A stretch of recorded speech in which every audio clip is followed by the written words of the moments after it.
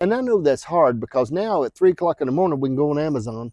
And buy it. I'm not even going to mention Temu. Yeah. Temu's always telling me what I need. Yes. And so I have to get it. But I mean, I didn't know I even needed those battery jumper cables. You know what I mean? Exactly. But I mean, not buying stuff that you really don't need is Right. not always an easy thing. Right. And it's true. One time me and Carlene laughed. We were on a 3-day fast. We were young Christians, right? So we wasn't thinking straight. We wasn't thinking straight at all. And we had went on a 3-day fast. Our whole youth ministry had went on a 3-day fast. This was very early on. And so I blamed it on the fast. Yeah. We bought a Camry.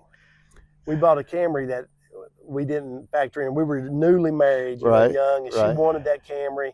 And we were so hungry. I'm blaming it on the hunger.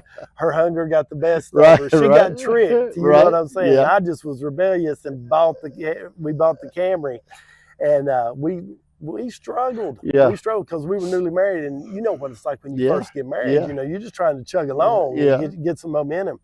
And so we've often laughed about that 72-hour fast that we did and the Camry that came with it. Yeah. But God delivered. He was faithful, Brother John. He delivered. Yeah, I know what you mean. It's beautiful. I'm telling you something. There's so many great things that come through in life that, I don't know, are interesting. When you talk about finances, because it affects everything. Affects your sleep, affects Yes. your relationship with your husband and wife, and when you're under the gun. And I Yes. know there's different seasons in life. You know what Yes. I mean? I know that you got to buy a house sometimes, and there's things that you do, and you go along. It's so neat. When Janice and I first got married, I was living in one room, $150 a month, in the bottom of these people's house.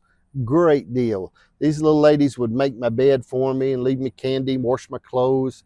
And then when I got Janice, they got a little upset at me. They wasn't happy because she had come into the mix. But we were making very good money, both her and I were at that point. And we just didn't have any bills. Yeah. And we would had our payday back, and I had one of those Quaker State things that the top comes off, you can put money in. It looked like Yes. oil. Why would anybody think I had a quart of oil in my dresser?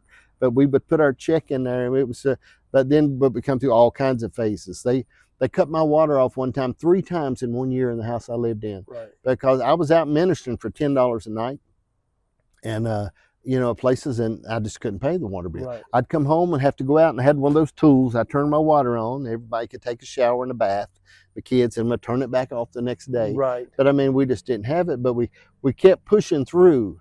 Right. Okay. And sometimes there's things in life you've got to just bear down financially and keep pushing. Right. Know that book you have, that payment book, they don't hardly send them out anymore. Right. There's an end. There's a last page. Amen. And just say, all right. And Yes. you got to do that. He sets an end to the darkness. And that's always one thing that I admired about you, Brother John, was a mighty man of God, knowledgeable in the scriptures, related. I've always, I was wanting to ask you about R.A. West, Right. off camera, of course, because I always looked up to him. Yes, sir. And I watched some of his old teachings, but I noticed how that you always had different home fires going. You wasn't just in one pot.